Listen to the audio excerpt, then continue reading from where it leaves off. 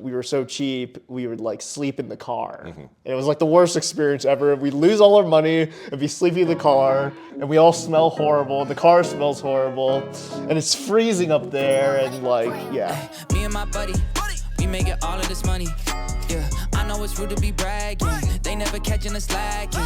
Me and my buddy. All right, guys, welcome back to Table One Podcast. Co-host Justin Young, other co-host Art Parman, and very, very, very special guest Stephen Song is with us today. So I'm assuming you've watched every single one of our episodes, as most of our guests do. Not everyone, but I've actually watched a lot. So okay, like so you know the kind of the gist of what we do. We basically want to take our audience back to when you were respectable, fine human being before you got into gambling and like poker and like all the degeneracy that comes along with it, and then kind of go through the steps of how you decided this was like your life choice. Okay. Well, I guess from a young age, I remember watching poker with my dad. Well, I didn't know anything about it at the time, but I think it was Joe Hashem's year. Okay, I think it was 2004 for and we were watching Poker the main, Nerds. and I was like, man, this is the sickest thing ever. Like, people could just make millions of dollars. And then I got more into it. Me and my dad were playing Heads Up. He whipped me every time. Wait, you played Heads Up with your dad? Yeah, but it would be for $1. Yeah, and then how old were you when this was? I want to say I was like 10 or 11. Okay. He would smoke me every time because he would just wait for me to bluff it off, and I always would. But it was good strategy. Good strategy now. Yeah. But then every once in a while, he would just like completely savage me because, you know, he would be pretty tight, but then he'd be like tight aggressive, and then he'd like show something ridiculous. So did he go to the casinos himself and actually play for money or online or any of that stuff? No. He knew where his bread was Yeah, buttered. yeah, And he just exactly. collected that $2 a week. Beating you out of your own allowance. Well, he was in the finance world, and actually a lot of those guys play a lot of poker, both Hold'em and PLO. Okay. So that's where I think he played most of his like volume. But he actually made a decent amount of money from. He bought my mom some nice stuff. So. That's nice. So you're from the Northeast. Is it Connecticut or New York? Like, where'd you grow up? So born in New York, actually lived in London for like 6 years, and then moved to Connecticut. Wow. Right. Yeah, all over. So what part of New York? Like a city or like I think somewhere in the city. I mean, I was so young. Oh, I was I like gotcha, 2 years old, and then, or maybe 1 or 2, I think, and then moved to London, like 6 years, and then I basically grew up in Connecticut. Okay, so, all right. That is gonna. Yeah. And where do you live in Vegas here? Now I live in Vegas. Yeah. Right. How long have you lived here? I want to say like 2.5 years-ish, maybe 3 years, but like I've been coming here since I was 21 for the series and all that. How old are you now? 29. Oh, getting up there. I'm getting up there. Almost out of poker Pass your skills. prime. Soon enough, you'll start your own podcast. Yeah, honestly, Where losers go to die. The age that I like started hitting me was like when I turned 26. Because I remember when I was like 24, 23, 22, everyone would be like, man, you're so young. And then once I was 26, I stopped hearing those comments. I was That's like, very true. I'm no longer the young, cool kid like just coming up. Yeah, I mean, they also have like years and years of six-figure scores that they know you from, so I'm sure that helps At this not point, getting those but- comments.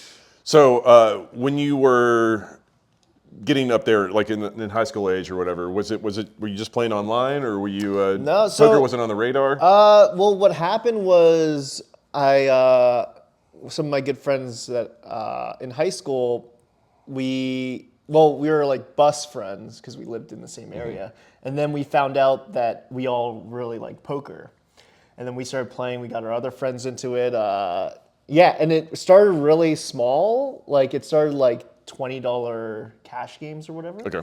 And then eventually it got like pretty serious pretty quick, and like people were like winning and losing a decent, like I say a decent amount of money, but like be like $500 to $1,000 swings. How rich is your fucking Well, neighborhood? Greenwich, Connecticut. Oh my God. If people want to Google it, it's up there. But So we should be targeting all of our ads just to that location. oh, for sure. Yeah. Got it. But eventually we started inviting like other kids. When we were seniors, we were like the sophomores were starting to get into it, so we started inviting them. It was funny. There was this one kid who like ways of paying. We would like be playing, and they would run out of money, and it's like, well, if you use your mom's credit card to buy pizza, we'll use that as buy-in money. Wow. And stuff like that. Uh-huh. But yeah, it was fun. I guess what ended happening though was they had a bunch of sophomore games, and like some kids lost a lot of theoretical dollars, and I think one kid like wrote a letter to his to all his friends saying like how I think he owed like $1,200, which is a lot of money, and he wrote like a letter to all his friends who he owed. He's like, I can't pay you, I'm sorry. Yeah, it was a whole mess. Well, I hope he's settled later on, because if he's from Greenwich, he has to be rich now. Maybe, who knows? At this point, probably nobody remembers it. Actually, we even used to play during school using the calculator. So we'd bring a deck of cards, and we would all have like our buy-in on the calculator, and then like we would help do the math. That's nuts. Yeah, it was. During like the C. yeah, cafeteria, like lunchtime or opens. You know, when we have like nothing to do. Yeah, it was fun. So, were you crushing this entire time? No, not at all. I probably ended up down because in the bigger games, I always ran pretty. I guess like sometimes we'd be drinking or like every once in a while smoking weed, and I cannot play high at all. I just like misread the board and just like punt off all my money. So, yeah, it's bad. So after you graduated, was college the plan or poker the plan? So. I was never like the best student, and I didn't really like know what I wanted to do. I just like, so I went to Colby College, and it was for squash. For squash, a squash scholarship? Not a squash scholarship. But you I went for squash, so I got in because of squash. I'm not gonna lie, that's the first time I've ever heard that. Yeah, I mean it's a very white sport. Okay, like I was just making sure it's a sport, and you weren't like growing squashes in No, your no, backyard no, and bribing none of people. that. Okay, yeah. No, Just no, like giving it's the dean of yeah. admissions like a big squash. It's a like, sport where it's kind of easy to be like top ranked in the country because not that many people play. Gotcha. So at one point I think I peaked at like top 50 for my age group, which was good enough to like help me get into Colby. But yeah, and then I guess after like half a semester or half a quarter. I think it was half a quarter. That's like 2 weeks. Yeah. Okay, no, it was like a month. It was like a month of like I went to classes like the first week, and then all of a sudden I was like, I don't really want to go to class. So, but this is a small liberal arts school, so they can tell when you're not in class. It's not like a big state school. Right, yeah. Oh, the big athlete doesn't want to go to class. Oh, geez. Well, Preferential treatment for the squash guy. Well, at this school, I would say 70% of the students were actually athletes. So it was actually weird to be non-athletes. We called them NARPs, non-athletic regular people. I'm going to use that at some point in my life. Yeah. How do I not? But then, yeah, I was actually playing on Bovada at the time, and my other buddy went to college, Derek, same year. He was from my high school. Mm. He was also playing online, but he was actually good. And, I guess it got to the point where I was like skipping a bunch of classes. The problem with college is like when you like go and you have full freedom, it's hard to like do work because when someone's doing work, someone else isn't doing work, and you can hang out with that person. And then once that person has to work and the other one's done, you just go hang out with that person, right? Like you can be the floater. Yeah, it's a never-ending cycle. Everyone else like, is doing 90% of their work and just hanging out with me 10%, but I'm hanging out with them. Yeah, exactly. So that didn't work out well, obviously. It was also, I think it was like $60K a year or $30K a semester. And I dropped out early, and I guess my parents had this, I mean, it's a fair rule, but, if you don't get B's or above, you have to pay for college. That seems very reasonable. Yeah. So I was on the hook for that after I dropped out. But I had told them, I was like, look, like, what I told them You wrote them a letter? So I'm sorry, I'm not going to be able to pay you guys. Well, so the issue that they had, the biggest issue that they had is my roommate was a big pot smoker.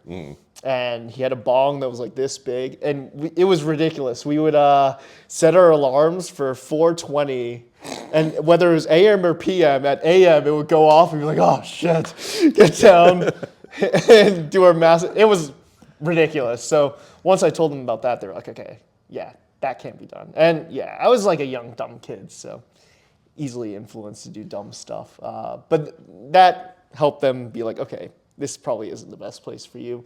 And then, So we'll get switching, you back on track. Okay. Well, they weren't cool with the poker aspect at the time. They were or were not? No, we're not. Oh, okay. But they were like, okay, we'll have you doing classes, and sure, you can try poker on the side, and we'll see if it works. I don't think they actually thought it would work. Did they know you were playing like on Bovada in your spare time before? I you told went? them, Oh, yeah, okay. yeah. I always exaggerated how big I was playing so they wouldn't bother me while I was playing. Like too big or too small? No, Like- no, I was like, this is real money. Meanwhile, I'm playing like 50-cent tournaments. Gotcha, you gotcha, know? gotcha. Okay.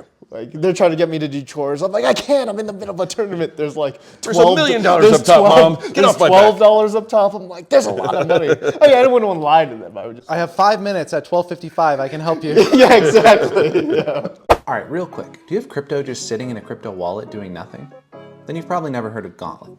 Gauntlet.xyz is a billion-dollar research company that manages risk for huge internet platforms like Uniswap, Arbitrum, Jupiter, and a ton of other ones. And how can they help you? They actually curate these things called crypto vaults. And what's a crypto vault? Well, you just put your crypto in, you get an interest rate. The interest rate depends on the supply and demand of that particular token that you put into there. It's kind of complicated, but their algorithms make it like 1,000 poker solvers are working on your side. And you get a return on crypto that was just sitting in your wallet anyway. Here, let me show you how it works. I've got 800 USDC here. I'm gonna put it into this USDC vault. The current interest APY is a little over 9%. So I'm gonna get that for a little bit and I can take it out whenever I want. Now, as you can see, they have a bunch of different vaults, a bunch of different tokens. Do your own research on all of this, which one appeals to you, but definitely don't let your crypto just sit in your wallet doing nothing. It could be here earning for you. So if you've got USDC or USDT, which if you're a poker player, you probably do, you're gonna wanna have it sitting in one of these vaults earning something for you. So head on over to gauntlet.xyz/T1 and it'll take you right to the vault page. You'll be able to check out which one looks good to you. All right, back to the show. So what was your major going to be until shenanigans? Something in econ. I Okay, don't even know. gotcha, It gotcha. wasn't even long enough to like really figure it out. So when you were on Bovada, it was cash games or tournaments or both? Started cash. I was like, man, I cannot fucking win on this. So then I switched to tournaments. I was like, I can sometimes win because you just have to win all in. Yeah, and tournaments were also way more fun too. That is true. At Still least is. compared to online cash. Like online cash is. It's a grind. Online cash is the hardest thing for me. Was motivated to play more than like 30 minutes, like because Yeah, at it's any so time boring you're and you have just to play like so tight. But I didn't know you have to play so tight at the time, especially since I'm playing low stakes and the rake's infinite. yeah, right. And just when you go into a tournament, you know, you're just buying your ticket and you see if you make it to Yeah, the end. exactly. It's like it's a different Yeah, mindset for for sure. sure. Yeah, online cash is, yeah. I mean, you guys don't play online cash, do you? No, I used to play it a little bit, and then I kind of switched to tournaments online whenever I played Sure. too. I mean, that's way more fun. Yeah, so. I started out like cash. It was a lot of like limit, and then this is how old I am or whatever. But like the biggest game they would even run was 50-cent dollar no limit. So like I would grind the 25-cent, 50-cent, build up a roll, play 50-cent dollar. This is online? Yeah, this is back in This the is Poker before- Stars this is or before- Party Poker Okay, days. This is like 2002, 3, Yeah, 4. before the Moneymaker. Because I remember, Yeah. like, after the Moneymaker boom is only when Hold'em got. Exactly, popular. and that's why like it just when and I let me just say how good I ran, but like you know they made an announcement like tomorrow we're going to offer like a $2, $5 table, and I was like, well, I'm going to give that a fucking shot. Let's go. Like I got $1,000 in my account. And Sunrun there, and like literally like 2 weeks later, it's like 510's gonna be available, and then like 2 weeks later, like 2550 is available, Wow. and I'm just like, why stop now? And I just kept on clicking buttons I until mean, like, yeah, sounds like you were a crusher. well, I mean, to be fair, in that time, it was not hard to be a crusher. Like That's fair. I've heard- I did I've well, heard the stories. but like I definitely didn't play well. It was just Sure. like Yeah, but if no one's playing, You're like, well, oh, I'm then- going to pick off this misclick all in. You know? it was a lot of that. It was just like, okay, if you have an error pair, you just get it in. If you get 3-bet and you call, just make better than 1 pair, and you're just going to get paid off every single time. Because I went 3-bet light back in the day. It was just Sure. like they 3-bet, you know, Well, jack. this isn't limit, you're saying? No, no. Or- Like Oh, I okay. transitioned to no limit. Okay, sure. After a while, but like even the 25-50 days early on, it was very like ABC straightforward. Like no reason to bluff because they're just going to pay you off anyway type things. Yeah. Just make better than 1 pair and you're going to double up. It was very easy. Sounds like free money. It's one of And those- it's gone. Yeah. Everybody should have just played more when it was easier. And, you know, let that be a lesson to you younglings out there right now. If you're playing and you think it's kind of easy, you better keep playing because Yeah. it's only going to get tougher out there. True. Yeah. Game's dying. Well, at least not for you guys. You guys have your cash games. Yeah. Tournaments are getting tough. But They are. Even the recreational players, even the yeah. quote unquote fishes, like they know what they're doing. They're trying now. They're there's so much information out there. It's so easy to put in sure. 10 minutes of studying before a tournament and be okay at tournaments now. Well, especially in Vegas. The recs in Vegas are all pretty good. I mean, they get to play with pros nonstop, so they get to see what they're doing all the time, right? You know, like they don't see like all their buddies like 4xing pre, right? All the Vegas pros are 2 to 2.5xing. They're like, all right, I'll do that too. Exactly right. They mimic what they consider winners. And Yeah, for sure. There's nothing wrong with that. Like, I mean, typically what happens with recreational players that are intelligent, they're intelligent to like look at good players and be like, I want to do what he does, even if I don't understand why, and kind of like worry about the why part later. Yeah, It's just like for sure. go through the process the opposite way. Yeah. Maybe that's why I'm not any good. I only play with you. Don't mimic me. Oh, I need to try some. Maybe I'll play next tournament. When's the next one that you're going to win? Florida. I'm not Long going there, time but away. maybe in December for the win. I'll play Yeah, that. we played a tournament together early on. I mean, we both did, but I think I played with you. We went before, deep in the actually. Venetian together. That wasn't that long ago. That was maybe like No, but I guess like that was kind of long ago. One of my early shot taking, I remember playing with you. You probably don't remember me at the time because I was just some young Asian kid. But it was like I think one of the Bellagio 10K mains. Like I think they had like a 10K WPT or something. Okay, yeah. I mean, I definitely used to play some of those. Yeah, I don't remember that one. I remember going deep with you in the Venetian, like a 3,500 or something. Oh, that sounds about right. I don't know if you won or not. No, Probably no. not. But Would never. I think he got 6. I think I lost a big flip in that one to Rob Salaburu for like way too many. We both put in for too many chips, like love on the that guy. bubble. you play so fast. All right, we're getting ahead of We're ourselves. jumping ahead.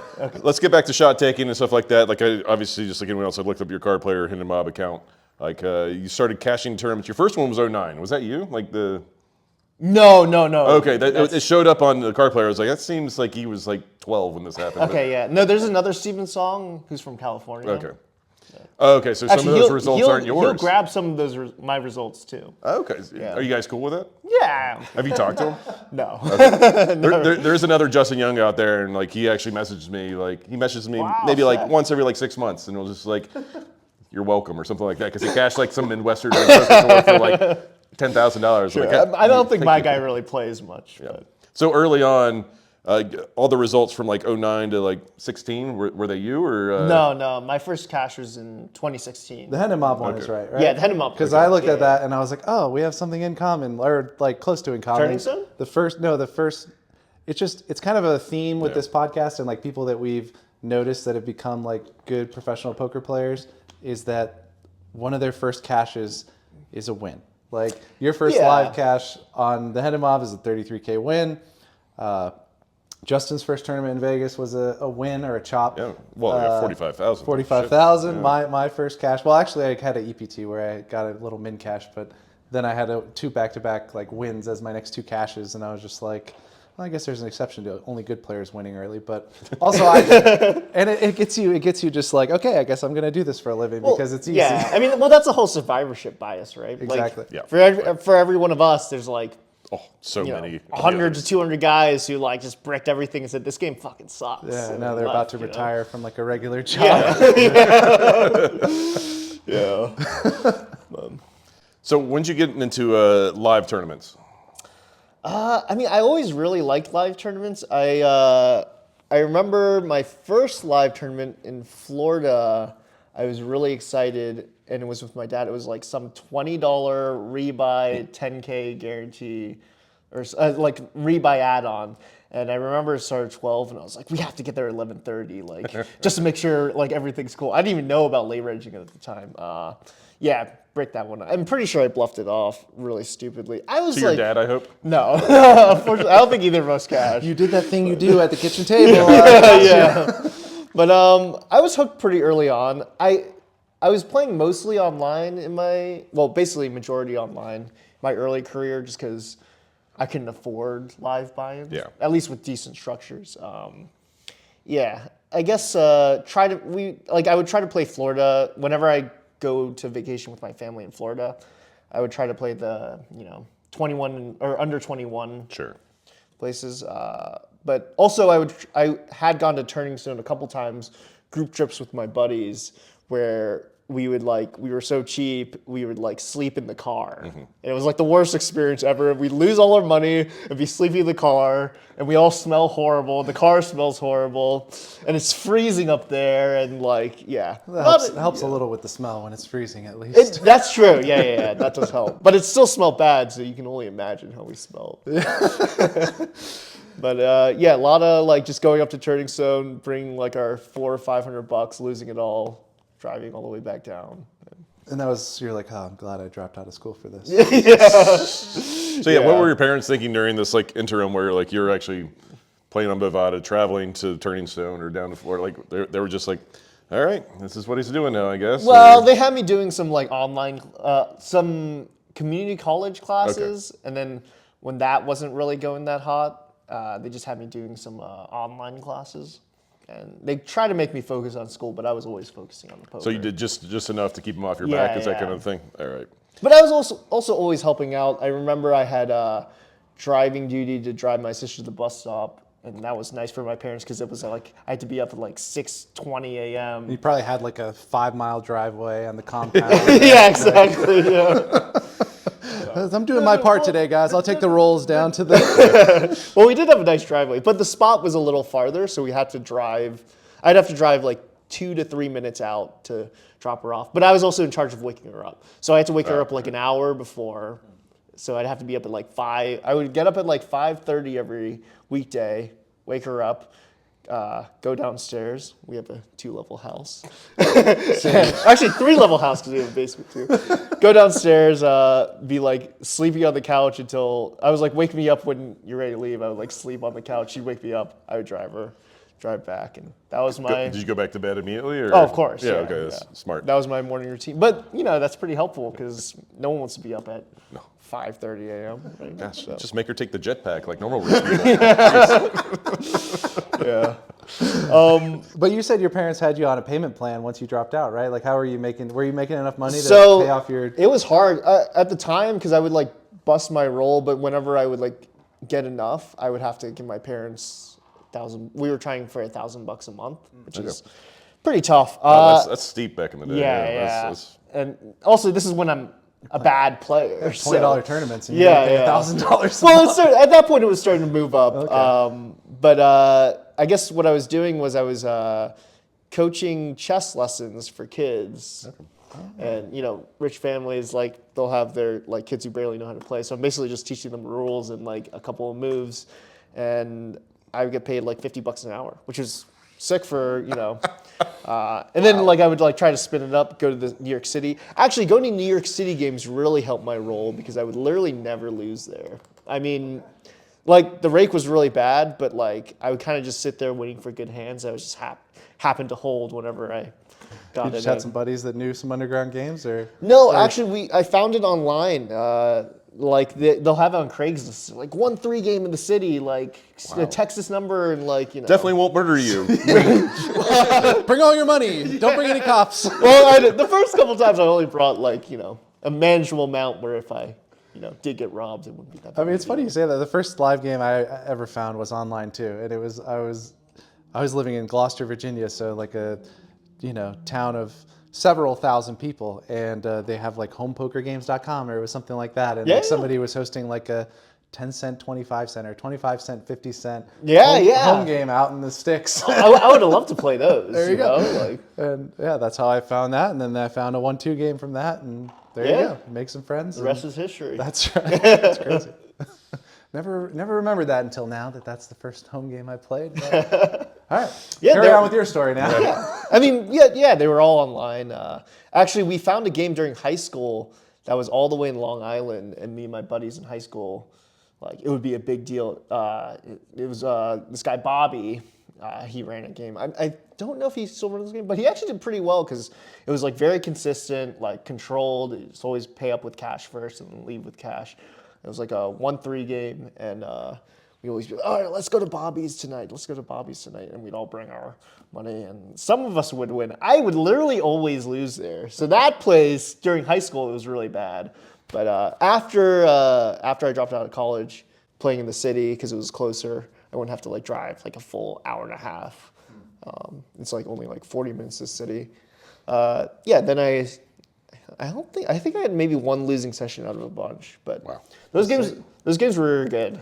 I mean, obviously ran good too, but you kind of just sit there when people are like, calling like raises to like $50 with like, 8-7 off. That's like, okay, I'll just sit here and wait for the fucking nuts. And then like goes call. I just have ace king off. I'm just like, I'm all in. And I would always run it 3 times. I would always say 3 because like no one wants to chop the pot, right? That's is true. lame. But I know in my head, but I don't want to lose the full pot. So I was like, if I run 3 times, I'll probably win 2 out of the 3. So.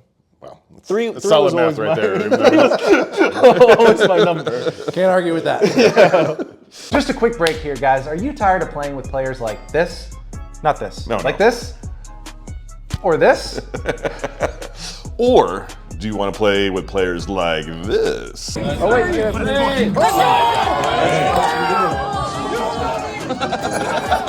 If you like having fun at the poker table, Table 1 is the game for you. We play high stakes, no limit, 100 blinds. And if you want to get into the game, it's actually super easy. We have a website, table1.vegas. You just go to the website, you click get a seat in the game, and fill out the form. It's that easy. It's your name, it's your phone number, it's the date that you're here, and I will personally reach out to you. And it's only $5K minimum buy-in. Run it up at 2.5 and join us.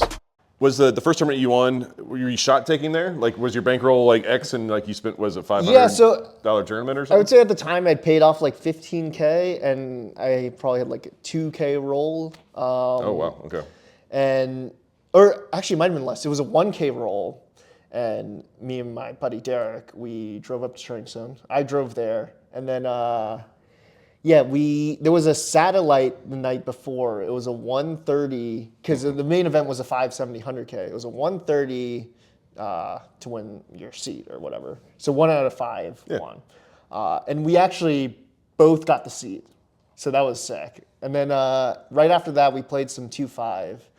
And I know. $1,000, spent $130 already. At that point in casinos, I couldn't do 1-2 or 1-3. It was just too boring for me. Okay. I needed to play 2-5 where if I called the river, sometimes I was good. 1-2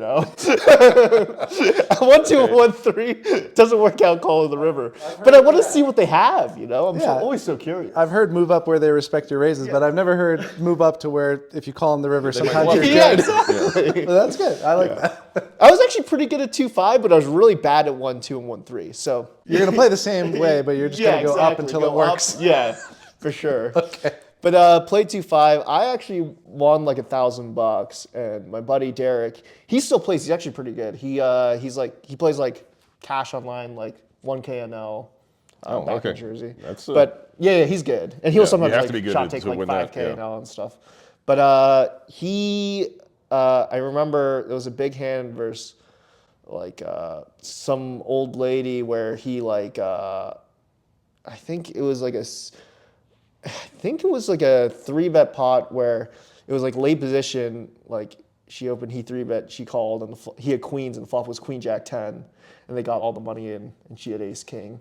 And I remember at the time thinking that was wild, but now honestly, that's kind of expected once, you get check raised to the flop in a 3-bet pot, and like every dollar goes in. So he ran pretty bad in that game. But anyways, so after that, that night we slept in the car, and then our Airbnb was in the morning, so we had a horrible sleep in the car. In the morning, go to our Airbnb, sleep a little, then go to the tournament. I actually busted my first bullet. So what we did was we swapped 20% for our first bullets. Right. I busted my first bullet. This is the satellited bullet, right? Yeah. Okay, all right. And I don't. It's so hard to remember now, but I'm pretty sure I played pretty awful. There's this guy Evan Shaughnessy who was like he's like pretty good. If you played on ACR, he was Machismo. He's like pretty well known at the time, but just for ACR.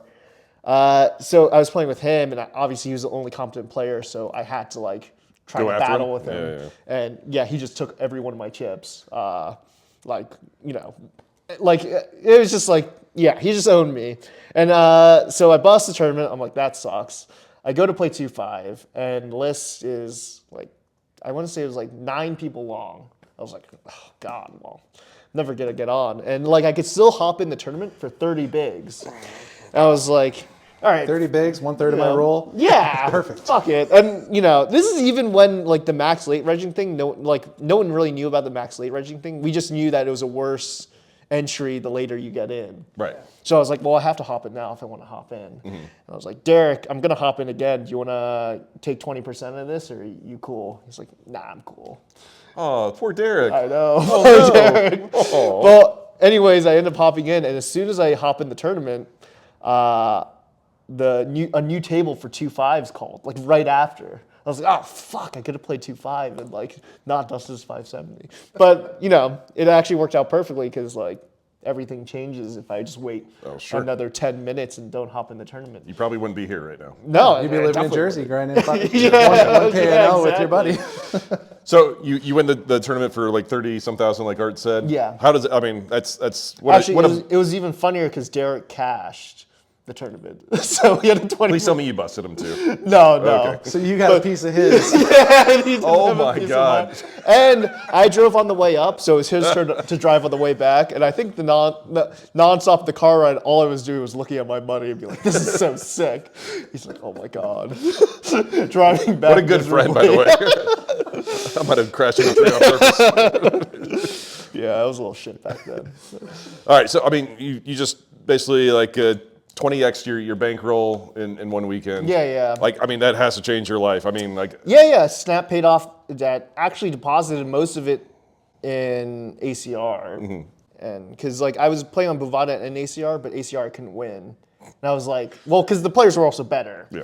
And the structures were better, so I was like, Fuck these So guys. slow. We Yeah. put it all in Slow. there. yeah, exactly. Where I can't win. And I remember getting down to my last, like, I think I'd lost like 5K back, and I was down to my last $100, and I was like, all right, if I bust this, I'll be done with online tournaments. I'm only just gonna play live cash and Your expertise. Yeah, right. And then there was like some 55, like 30K, and I got like third for like 6K, and then all of a sudden I went on like this huge heater, and like I was up like 20K-ish, and then I was like, all right, I've made a decent amount. There's a Foxwoods like 1650 mega stack, like 250K guarantee.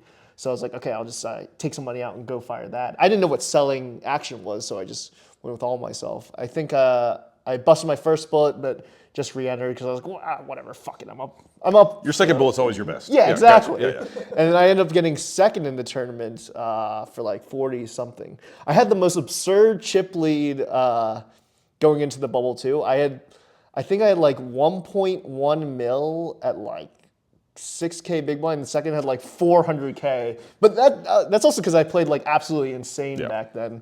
And I was a little prick. I would always try to show bluffs because I thought I was the sickest, and then I needed to prove myself, right? Sounds right to me. I'm just like windmilling bluffs in like old men's faces. I like check shove the river. He like show folds top pair, being respectful. I'm just Yeah, never mind this chip on my shoulder. Look at these bad cards. yeah. I would also just sit there. Now I'm like very friendly. I would also sit there with headphones and not say a word while windmilling bluffs whenever I could.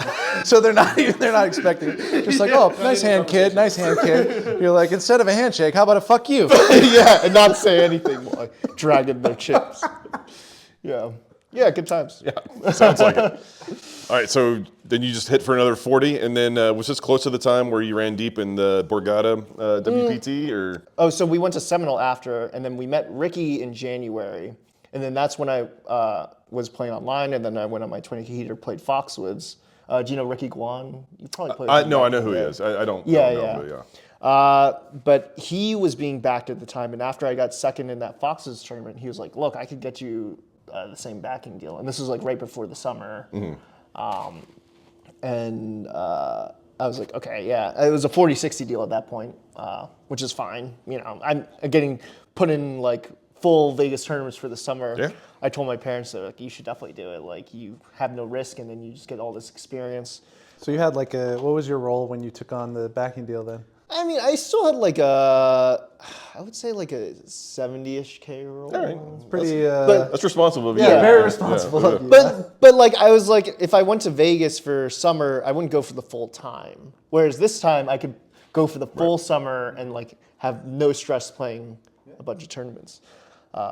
actually that summer I started down like 20K-ish. And I was like, well, thank God I got backed. But then there's some like Venetian 600, like 500K that like crush the prize pool. And I remember I bagged like 12 bigs or something in the money. But then like I won like 2 flips in a row and then ended up like 6 ways. We were like 6 left and I was like, I want to say second in chips. Me and third were like tied. And we were like, and someone was like, do you guys want to chop? And I was like, well, we can look at the numbers. And I remember seeing that I would be locked up like, I think it was like 85K. I was like, okay, gotta take this, obviously. And that was after first place because he just won the trophy. He gave me in second 2K each. Yeah. And I was like, all right, fuck that, yeah, for sure. So then that, summer was good there. And then right after the summer, I went on like this massive downer. I think I was down like 70K-ish in makeup, which for my ABI was like a lot. And then Epic buy-in. Thank you. So lost a bunch back. December went to Foxwoods, got second again, and some other scores. 20K makeup, go to Borgata, and then that's when I. Oh, so you're being back during a Borgata run? My Borgata run was actually my last tournament because my backer actually passed away. Oh shit. On like right before, like on the day before the FT, I think he passed away. Because Holy shit. we were like we were texting the whole time, and then like I think it was like day 4. He didn't text at all, and I was like, okay, that's a little weird. I would think that he'd be sweating day 4, because we were sweating day 2 and day 3 so much.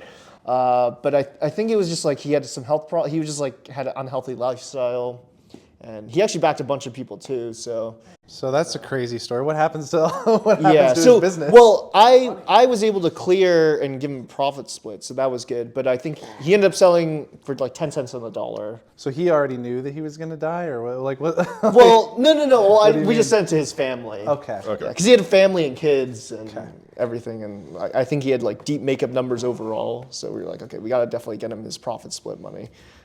Good job not scamming him. Yeah, I mean, it seems like a very easy thing to do, but I mean, yeah. I'm gonna guess that there's probably 20% of the population. They'd be like, "Too bad for you." Yeah. Well, my whole thing's also been like I want to be like reputable because I was like these things always come back to bite you just in case you actually do make it too, right? Because he wasn't working alone. He had a partner too, but like the partner was only just kind of helping.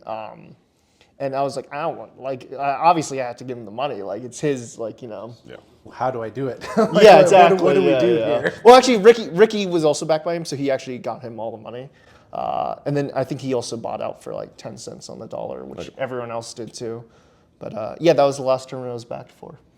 Oh, congrats! And what was that score for? 130 something. I think it was 134.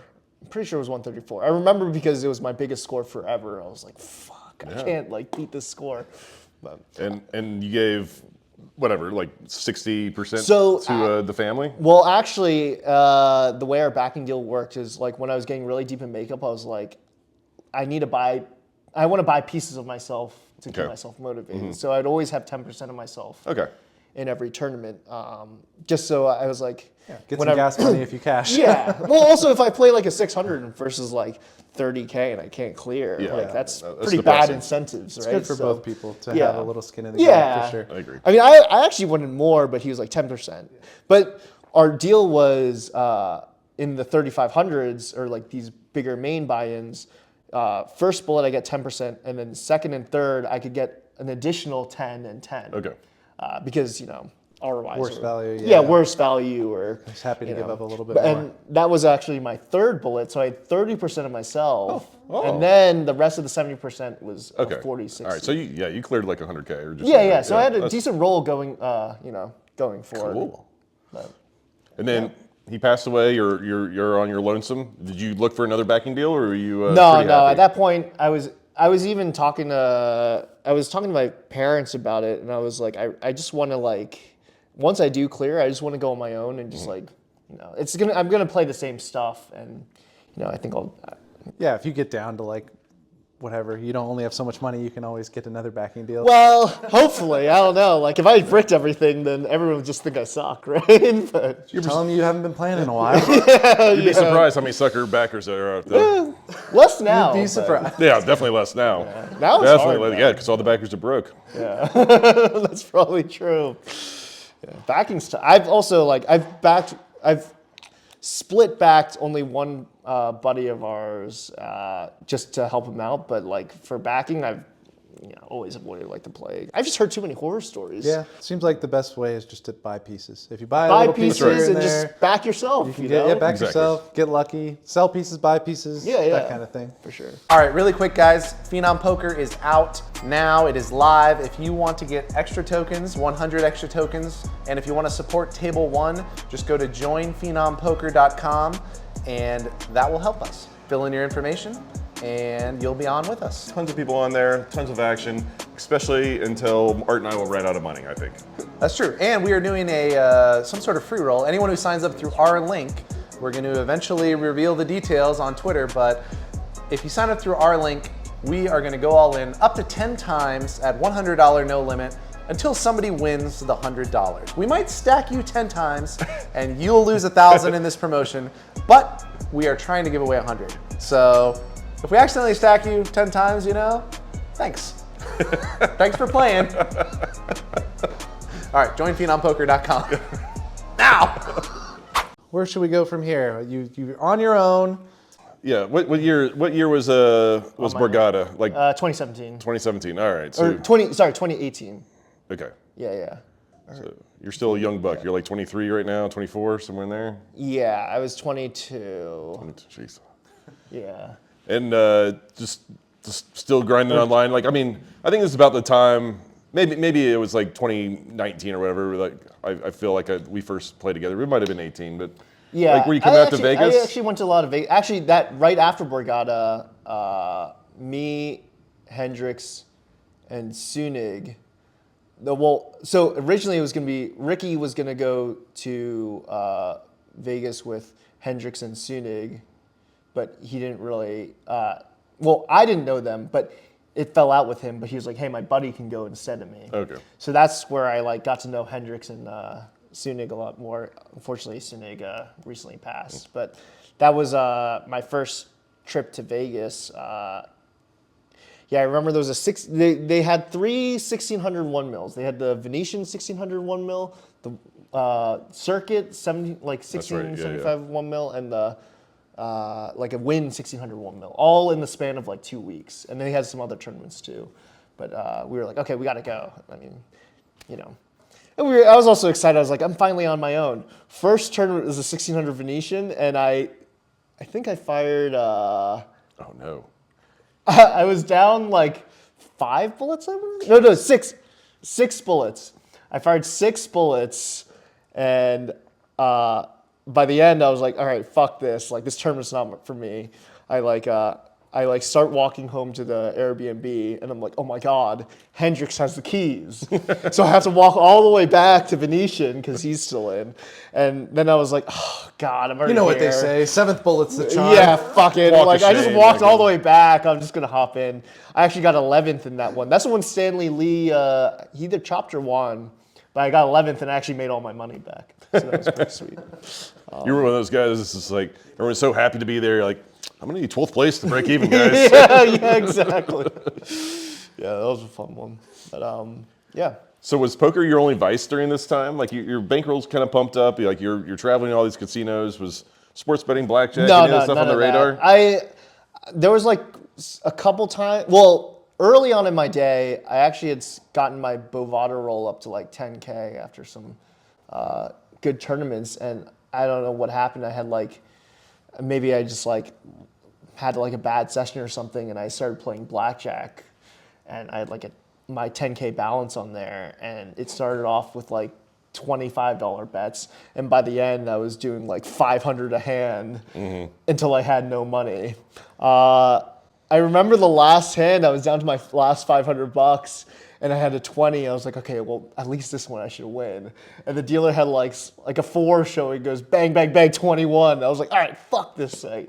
It's a good lesson. It's probably good that you lost. Yeah. Honestly, it was great because, like, you know, it could have been like, I feel like if you go on a heater in gambling early on, it just like Yeah, it you could solidifies lose a lot of money. If you would have gotten whatever you lost back that day and just stopped or whatever, then the exact same thing would happen next time. Yeah, exactly. We used to play poker for with sure. a guy. I think it's I don't want to say his name, but we used to play, and every time he would lose like 5K or whatever, he would just go put it on whatever, red or black, or play craps with it until like, he either got the 5K back or he lost another 5 or whatever. And I mean, it works until it doesn't. Yeah, exactly. So they don't build those high ceilings in those casinos with nobody's money. Yeah, I was addicted for craps for about a year and a half. And craps is so fun though. And I agree, and that's why it was addictive. Yeah. But like, I would go play blackjack to fund my craps. Like, it was just like I'd lose like 2,000 or 3,000 playing craps. It's like, okay, I'll be right back, guys. Let me go get some money from the blackjack table, and I just inevitably would just get like 1,500, 2K. And I was like, all right, good. Oh, so you're all a right. sick blackjack player. I didn't count or shit. No. I same kind of thing. Just kind of ran hot. Like, blackjack's always been kind of boring to me. Yeah, like whatever. Like, blackjack's lame. but like I just love craps so much. Just like everyone just cheering at the same time and everyone, for like sure. commiserating at the same time. It's very addictive. But yeah, but then after I got my win-loss statements for like 2 years, I was just like, Okay, I should probably you're stop. done. had to do a cold turkey. Yeah. Like maybe like once a year now, I'll play if like I have a friend in town. But even then, I'm like cringe. Where like, don't fall back into this. Don't you do it. Just take a little hit of this heroin, just a little tiny amount while my friends are here. It's also tough because like when you cash out a tournament, like they give you chips. Yeah. Like that's just so easy to fucking. They walk you by all It's those not real money tables. until Yeah, you make just- it cash. Exactly. It's true. You know? Fucked up. It's fucked up, but we love it.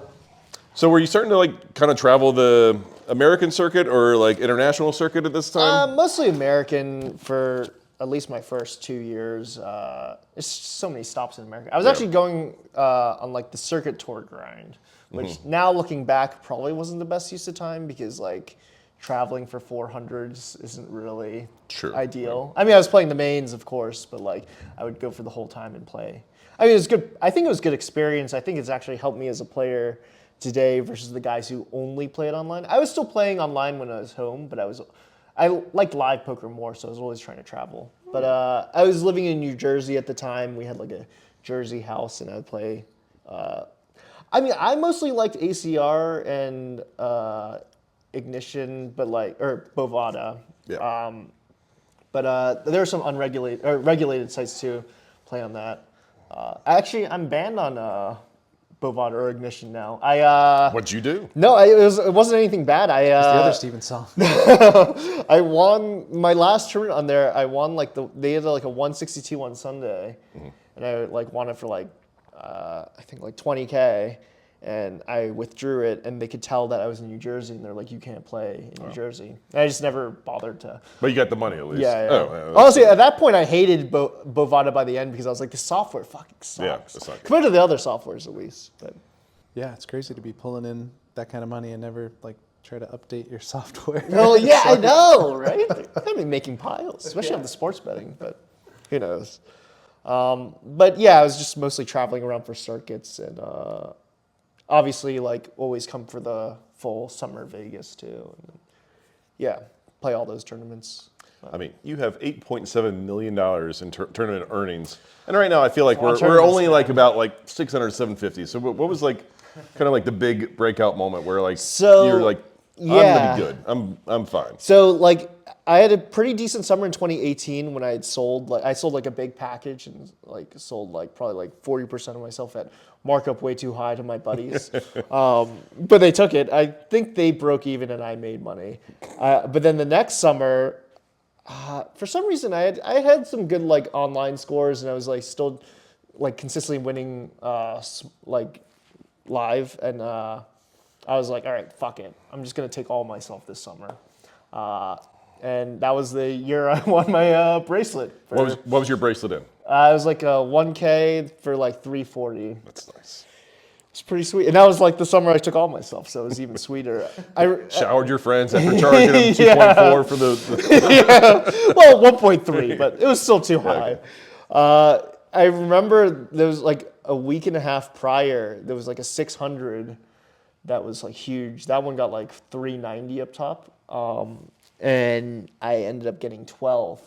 I had a big hand where I like bet flop, check call turn on like it was like queen 5-4, queen, and I had aces blind versus blind, and the river's a queen, and I led the river for like. Interesting. Yeah, well, I was like, just in case he's a 5 and 4. It was an older dude, so I didn't think he would value bet thin enough. I got you. Yeah, he's just gonna check back the Yeah, eights. so I'm not like trying to like, this isn't like a GTO thing at all. But I like put in like 70% of my stack because the pot had been bloated already, and then he shoved. But I knew I was always folding, but there was like a pay jump incoming, so I was like, okay, I'm just gonna sit here until someone calls clock. So I think I sat there for like 10 minutes before someone was like, all right, clock. And I was like, okay, fine. And then I folded. But I remember that was really brutal because I got 12th, and I got 12th for like, I mean, it was still decent. Like, I think it was like 30K or something. But first was 390, and I was like, oh my God, like almost a chance at life-changing money. And a week and a half later, just, Binked the bracelet. ripped it off. Do you still have the bracelet? You wear it? No, it's actually at my, actually, now it's at my house. Okay. But no, I don't wear it. Dude, those things are... Dime a dozen these days, but like... No, I mean, you've seen the actual bracelets, right? Yeah, I've touched them. Well, I don't have any. The later ones are just like, they're pieces of plastic. Yeah. I mean, they're like... I would say the rings are actually probably more well done than the bracelets when it comes to the actual... That's probably true. I don't know. Yeah. All right, so you had all of yourself and get $350,000 and a bracelet. Your ego, 340. Don't oversell me. Yeah. And a bracelet, and then that year, go to Seminole right after, and this is actually a funny story. So. We're at a dinner, and I sell for like some of the 10Ks, and there was like a 10K high roller at Seminole. Mm-hmm. And we're at dinner. It's me, Brock, Ricky, and another buddy, Stan. And me and Brock were talking, and we were like, man, it just sucks selling. Like, the worst part of selling is like how you feel bad about losing people's money, right? I think that's like what a lot of people struggle with, because they want to, people believe in them. They want to do it for them, right? And me and Brock agreed on that, and he was like, who do you not feel bad about losing money? And I was like, well, you. And he's like, oh, I'm the same with you. He's like, how much are you selling for the 10K? I was like, probably like 40%. He's like, all right, I'll take it all. And then that tournament, I ended up chopping for like, I think it was like 280 or something. Mm-hmm. Yeah, that was cool. But it was funnier because Brock at the time was not running. He was probably a better player than majority of our group, but at the time he didn't really have, his biggest result was like 64K, and he was playing reasonably big, and everyone else has all these six-figure scores. He was all jealous, and he said getting off the plane and seeing my face made him breathless because he was so jealous. He didn't even care about the money at that point because he was already pretty rich. But he just wanted the title. Yeah, exactly. But now I'm sure I think he's all right now. About the money. Now he's killing it. Yeah, he's a good player. Yeah. No, he's been good forever too. It's just no one thought he was good. Like, it's funny. We would go to these circuit stops and like some of the guys would be like, yeah, you're pretty good, but that Brock guy, like, he's too much of like a computer player. It's like, what are you talking about, man? Like, he just looks like a computer player. That's all. Well, he was, but like, it's just like he would just run kings and aces, like, with 12 left, and other guys don't, right? And you're just consistently doing that over and over again. But that's why tournaments are hard. No one knows their actual ROI in tournaments because we'll never reach that.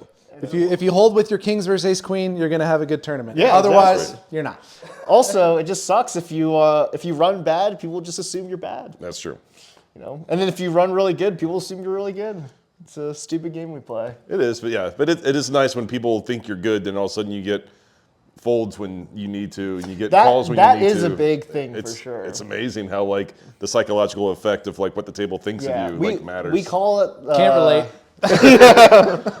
But you guys talk about it. It's good for TV. Well, we actually call that, our group calls it like the Darren Elias effect. It's like when he shows up at the WPT, like someone's going to like have a hand that should probably open and see it's his big blind and fold, and now he just makes a little more money. Exactly. Or he's going to open and someone's in the big blind and they have a hand they They're should gonna call. overfold, yeah. They just fold and he makes a little more money, you know. It's a real thing with these heaters. Damn right. Darren Elias effect. I like that. Yeah. No, it's a real thing. I'm talking mostly, I think pros will, you know, try to play well, but, you know. Not all of us. No, yeah, not all of them actually. Yeah. Some of them Honestly, no. I mean, still- serious. Like I do think there's some intimidation. That's why you fold like two fingers on your cards. Make sure they don't flip up so no one sees you. You're like folding ace-10 out of the big blind. No. You make sure this This is only for you. Right. No, for sure. The funniest thing is when the Rex like show fold a ridiculous hand. I'm like, why? Yeah. Like, what are you trying to? It's like, oh, You want to steal my blind? This is why you do it. Yeah. Now next time, everyone's gonna fight over it. It doesn't make sense to me. Everybody wants to feel smart, man. And sometimes that makes people feel smart for some reason. They're like, you're going to feel stupid when I show you ace-king here. Yeah, exactly. But actually, it's also funny when you see like a pro who's like visibly annoyed at how card dead he is, and then that's when you start seeing he looks at the big blind and the cards come up and show. It's like, okay, bro, we get it. Like, you're a little card dead. You're a really good poker player. You're a good player. If you had a good hand, you would defend. We know. Like, you're not overfolding, you know. That's funny. You see that a lot, actually. Little mind tricks we do to show everyone knows that we're actually smart. Yeah, exactly. It's like, no, I'm not just being pushed over. Look, I have a really bad hand. the nuances of live poker. All right.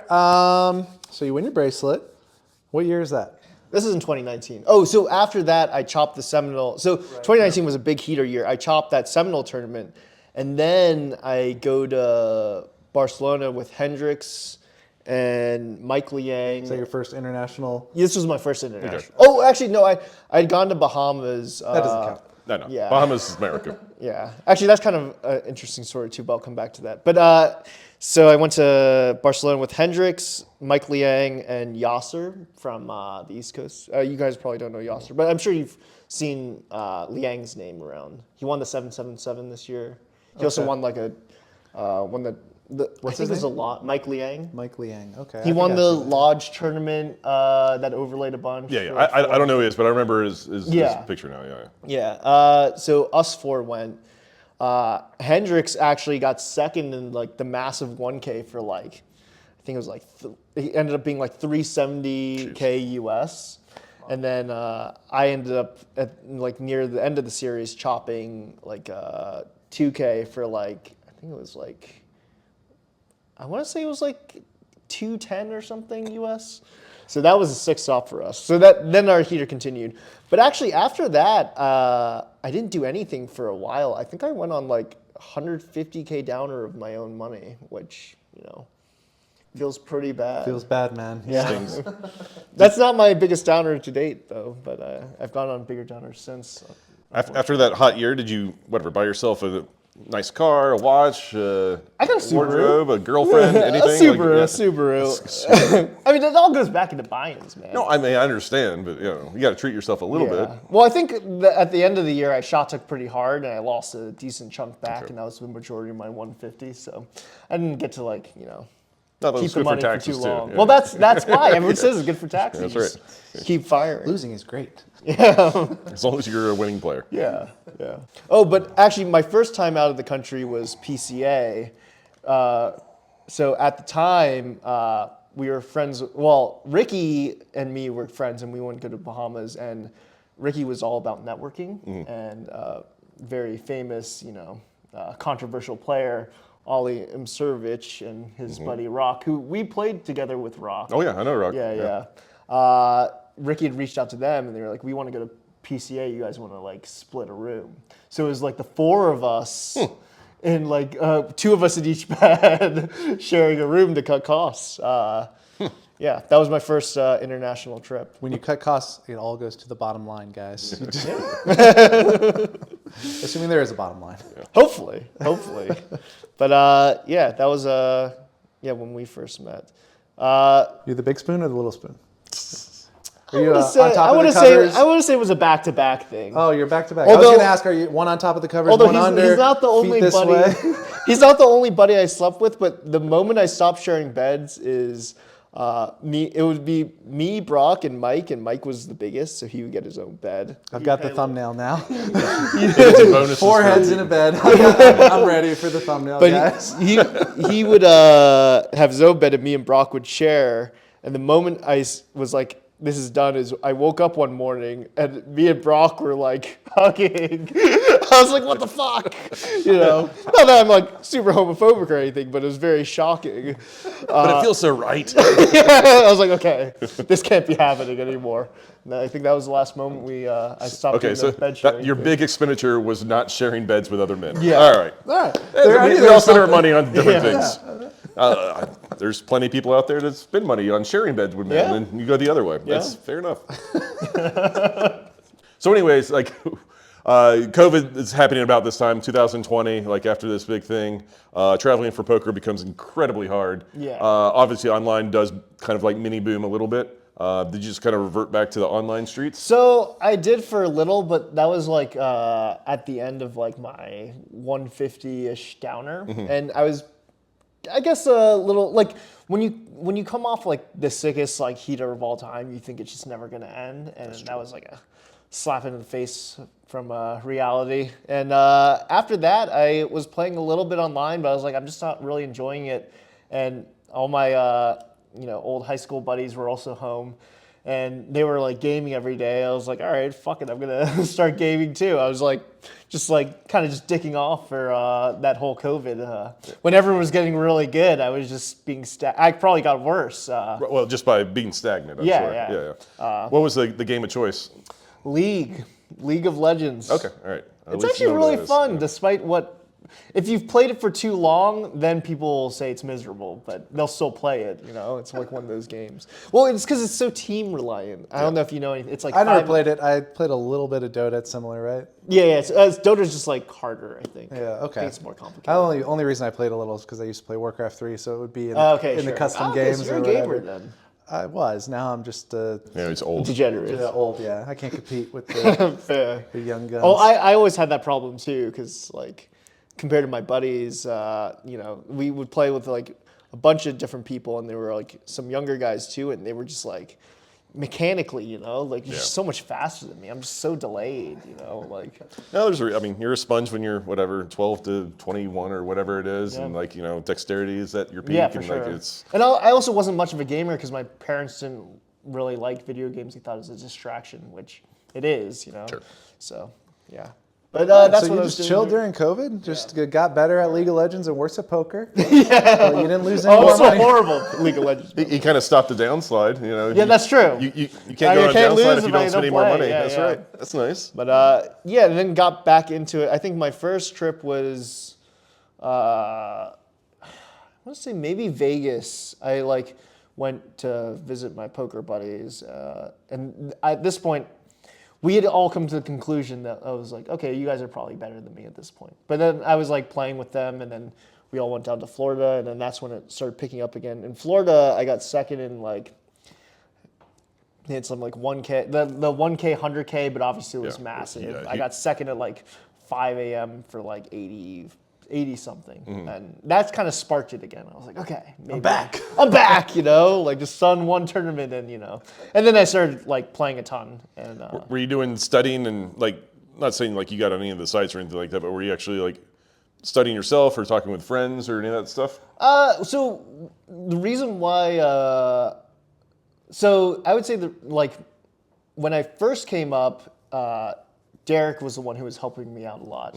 But I would say the reason why I got to where I am today is for sure Brock. And in 2018, before 2019, I remember talking strategy with him. We would room together and we'd be talking hands. And I was like, man, you're really good. I remember because I was also friends with Ollie before he had a falling out with our group later that year. But he was obviously really smart too. But a lot of the things that he liked to focus on were like these kind of like cool nuances like that you'll see in the solver that like aren't really super applicable, but they're like things that you could do like once in a blue moon. Yeah, if and you've they're, already like, mastered cool. everything else. Yeah, like, exactly. Kind of like ways to tweak. But Brock was really solely about like the fundamentals of like, you know, the spots that come up often and why like you do certain things. And I remember talking to him and I was like, man, this is like, you're like really good. And this is before people, you know, knew how good he was. And I was like, you know what? Like, how about like next year you just start buying 5% of my action at face and Teach me. you just, yeah, and I just have you coach me whenever we get a chance. And he was like, all right, I'll do that. Because at the time, I was still kind of a sunner, so. Of course, yeah, 3%. He feels like he's yeah. getting a good deal already at the 5%, and then Yeah, it's just that face. And for me, it's no big deal too, because like, okay, now instead of 100%, I have 95% of myself. yeah, But, he only has to make you 5% better for yeah, you to exactly. cash out your Yeah. investment. But I would say that was a big game changer for sure. Like having him, like I think everyone he helps kind of just becomes good. What's his phone number? Well, now he charges for coaching. He's pretty expensive too. But if you're really serious about it, you can. And this girl Cherish, she's she's she's turned into a crusher she's as well. a crusher too. Yeah. And I'm not saying that he taught her. No, or because anything, she's but- always been really yeah, talented. right. But you know, talent can only get you so far. Like once you start like mixing in like all these fundamentals with your talent, like you know, sky's the limit. And now she crushes for sure. Yeah, she just won a big one a couple weeks ago, I think. Yeah. Actually, Brock got third in it. She got first, and he got third. Did she bust him? No, they end up topping Afterwards. three-handed. If you know. Probably. Okay. Sorry. When I was doing research for this, one of the things I listened to a podcast that you did, which I think you only did one, and it was with Card Player. Yeah. Like a year or two ago. Yeah. And there was something you said in there that I kind of resonated with, which is like, if you're a maniac or if you have talent, kind of like you were just saying, maybe talent and maniac isn't quite the same, but if you're an aggressive player and you're in all these tough spots, it's gonna be easier for you to get good at poker, especially tournament poker, For sure. versus like someone who might be like a little bit more risk averse or a type player Yeah. that's like maybe coming from cash game. I don't know if you wanted to expound on that a little bit. Yeah. That was my whole thing, because in the beginning I was for sure way too crazy. I would like try to win every hand, and I would try to get involved as much as possible, and it would put you in these really tough, bad, you know, spots where you're probably losing money, but you're trying to just like get some of it back by like outplaying your opponent at some kind of street and try to like prove why you can could 3-bet 8-3 suited first under the gun and like make something of it, right? But when you finally get like help from someone who's like, okay, you can't just be playing these ridiculous hands, you have to like tighten up. It's significantly easier than if you were, you know, on the other side where you're playing too little hands, to get someone to like open up and be like, well, you're supposed to open like Jack 10 off here because, you know, that's just a profitable open. And now they're like opening Jack 10 off, but they feel really uncomfortable with the situation because usually their range is like, you know, Ace 10 plus and like pairs, right? Like in good suited hands. Whereas when you're crazy, it's like, well, maybe you shouldn't play the 8-7 off under the gun. It's like, oh, really? I'll just fold it. And then like just play a normal range. It's like, oh, wow, this is easy now. Now I just have pretty good hands on every street, you know? I think that's a huge, huge advantage for people first getting in to like start to, you know, fine tune their game and get better. I think if you start off really crazy and just playing way too many hands, fixing that and making that person a good player is like, you know, I think it's much easier to improve that way. Yeah. Okay. Yeah, I felt like it was kind of counterintuitive when I first listened to it, and then I thought about it a little, and I was like, yeah, I guess, it's a lot harder to teach someone to go one pip wider, and then you have to do all that experience again where you have the worst hand than you're used to having versus like, well, this is a better hand than I'm used to having. Yeah, exactly. It's like now it's easy, you know? Yeah. Okay, cool. I just wanted to get that in there at some point because I know we're going to go into the super super sun run of 2022, 2022 and beyond, really. You never really stopped after that. Yeah. So, It's been a good couple years. yeah. So yeah, take us Your through feet the ride. Like, Sun, you know? Honestly, I don't even really remember much about 2022. So I guess during the summer is when it like really started. I played my first PLO 1K tournament, and during the series, and ended up getting 7th. I think Weinman won. Actually, it was a super sick FT because it was me, Weinman, and Chino, and some other guys I'm forgetting. But this was like the 1K WSOP. It was my first PLO tournament ever, and I bagged chip lead on day 1, playing absolutely ridiculous. I mean, well, because I was just playing mostly for fun, but I was just sun running everyone. Bagged chip lead, and I think I ended up getting 7th in that tournament. And then like shortly after, got 2nd in the 5K 6 max. Yeah, that was super cool. that's a fun one to go deep in. I'm Yeah. sure. That was sick too because I think on that FT, I think I came into the FT with like 60% of the chips in play. Pretty sweet. 6 max. Yeah. What are you gonna do? Yeah, and everyone was like ICM. What? See, it's kind of nice when you like can like building a stack in like higher stakes tournaments is worth so much more than building a stack. I mean, building a stack in lower stakes tournaments, you can like withstand the variance of like the ridiculous things they do. But in high stakes tournaments, people will actually fold correctly. You know. They want to make that 8K more or Yeah, whatever. exactly. They know what ICM now, is. They now you understand, can just like open and steal a bunch of pots, and they don't have as much ego in it. They don't feel like they're getting bullied or pushed around. Whereas at the low stakes, you know, you're playing like a $500. Like, You do this to my big blind yeah, one more time. exactly. You know, like you know what? I've had enough. I'm all in. You know, like, then you know it's hard to push them around or pick up these small free pots. But So when was GPI even on your radar? Was it after the summer? so I had a bunch of scores that were actually put me in contention for GPI mid-major. Okay. And I was number 1. I would go from like number 1, number 2, number 1, number 2 when I was playing. And my dad was always telling me, he was like, okay, you gotta play more these tournaments, like just to be number 1 GPI mid-major. And at the time, I'd been doing pretty well, and I was like, look, Dad, like I can't be playing these tournaments because I want to play bigger, you know? Like I'm having a good year. I don't want to like go down, because it's only 2,500s and under, right? So I was like, I want to go all the way down to, you know, not all the way down, but like I want to like, yeah, no. I want to like plan my schedule around like these smaller events. I want to plan around like bigger events. So at the time, only really mid-major was on my radar, I guess. But then, I don't know, I guess I just happened to like, it kind of felt possible when I was going deep in the prime, and then we were doing the math, and I was competing with Hendrix, who I've been friends with for years, and he was number 1 at the time, and he was doing the math too, and then he was like, oh shoot, the only way you can beat me is if you win, so you can get 2nd, and that's cool. But then ended up winning. Yada, yada.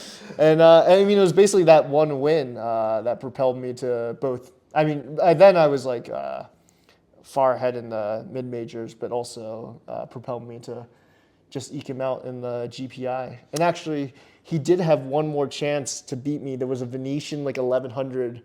I remember he was in Alaska, and I was like, dude, I'm surprised you're not going to this 1100 in Vegas. There's like one more 1100 that like if you like do well enough, you'll win. He's like, oh my God. And then like he was like literally at Alaska for the holidays, and then went down to Came and played it and busted 3 bullets and was sad. No, he actually had a real shot. He actually got really, I think he bagged like 7th in chips, and he needed to get like.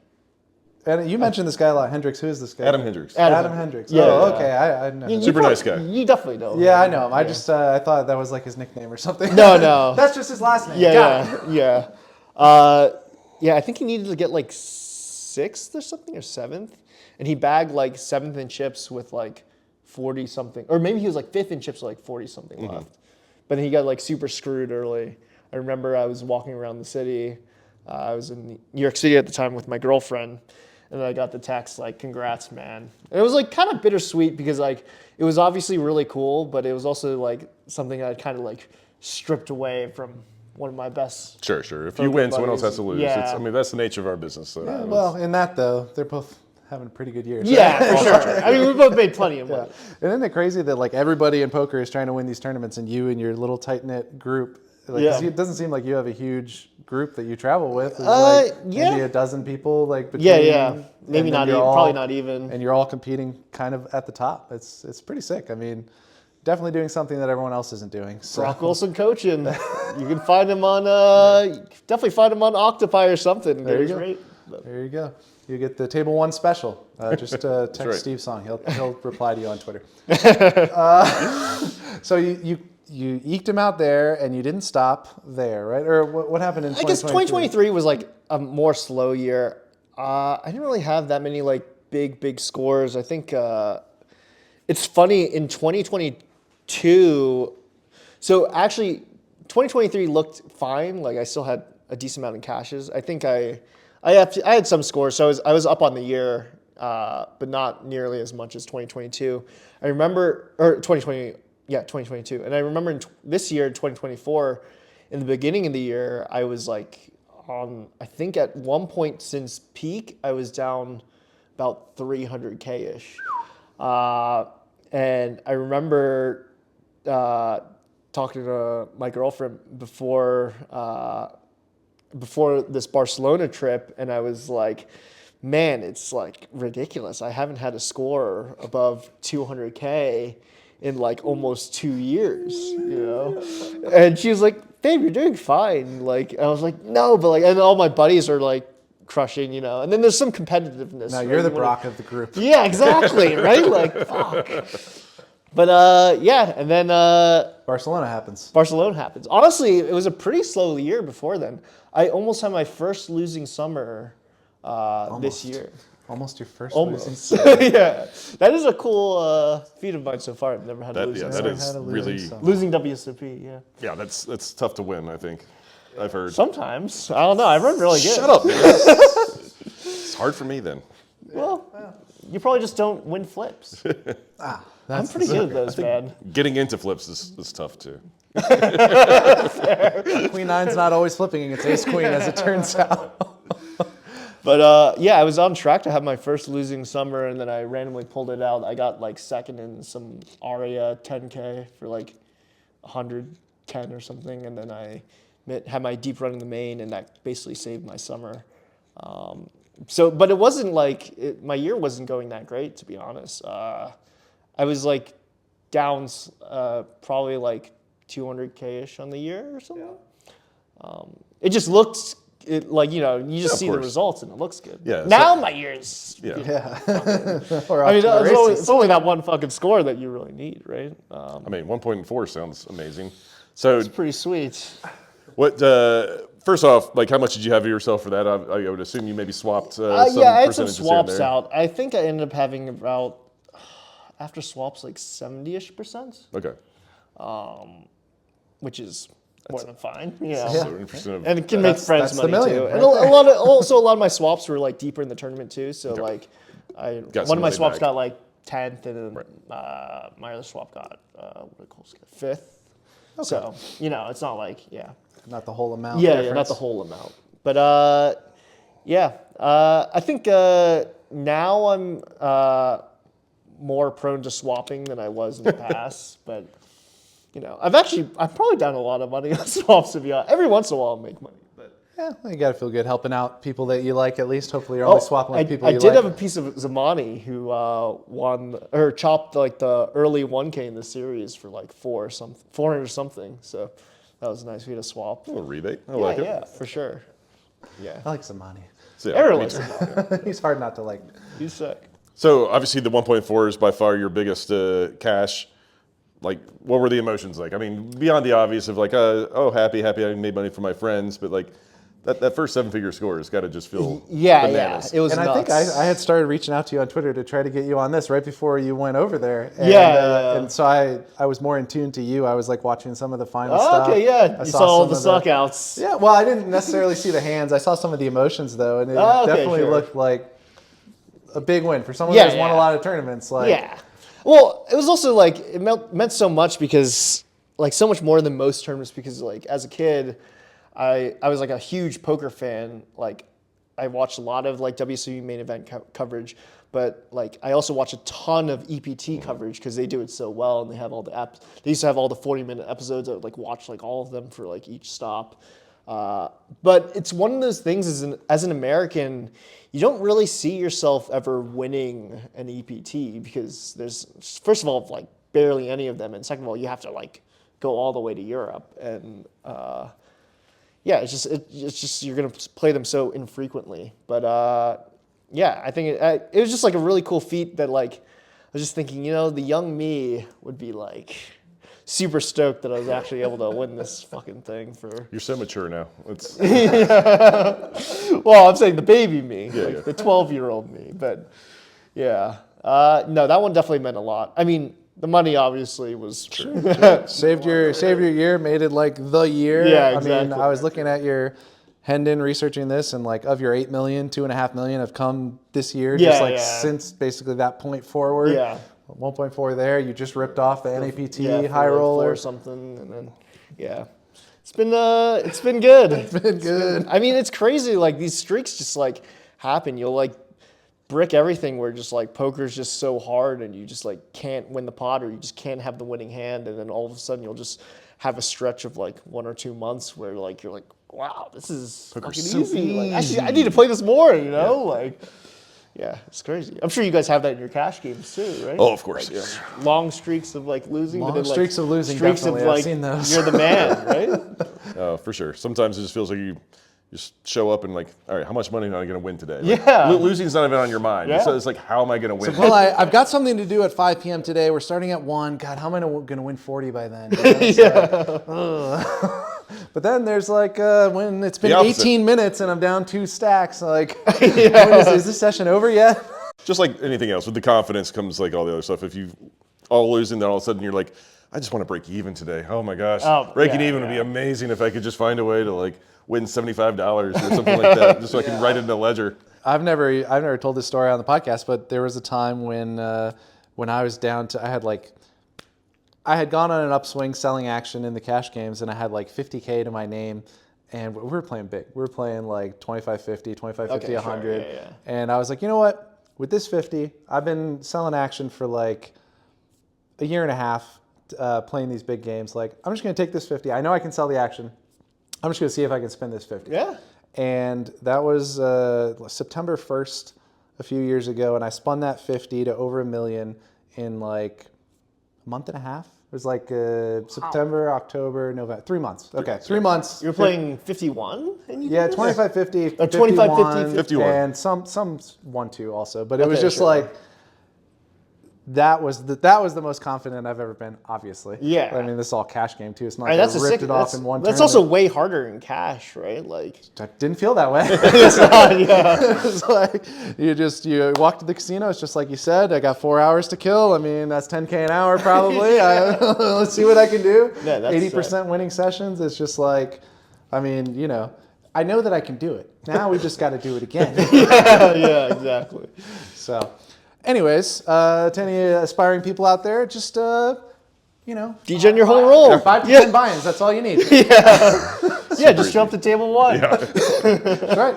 Run up at 2-5 and join us.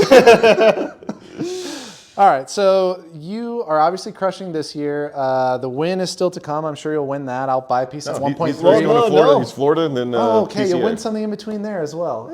Hopefully, I'm going to Seminole and then Bahamas. But actually, plan on playing the 100K in Bahamas. So that should be Oh, fun. awesome. Yeah, that'll be. Is that the biggest buy-in? That'll be my biggest buy-in. Yeah. I've played 2 50Ks before, but this will be my biggest. But I think it'll be pretty good because they have the invitational right before. Yeah. And then, People will be hanging around. Okay. Yeah, and I think I heard that a lot. Like those guys are bringing a bunch of their friends too, and maybe they'll all play. But so we'll see. We'll see. Hopefully it's good. I mean, if it's bad, I'll probably just say fuck it and have no ego. Because at the end of the day, I'm trying to make money here. I'm not trying to have the biggest hand in. Yeah, for sure. No, I mean, that'll be good. I'm sure you'll crush it, and then you'll come back here and you'll win some shit too. Well, I don't think you see the way they do it. It's so fucked up. They they put a free roll, like a 1 mil guarantee free roll at the end of the series for anyone who like did the early bird package or like sat in online. Okay. And it's literally at the end to keep everyone here. And they put up $1 million prize pool for, so they basically put up $1 million to say, fuck you, WPT, right? Like, but I'll probably end up staying through the whole series, and then my family see them in Thanksgiving in Florida. So it kind of works out perfectly.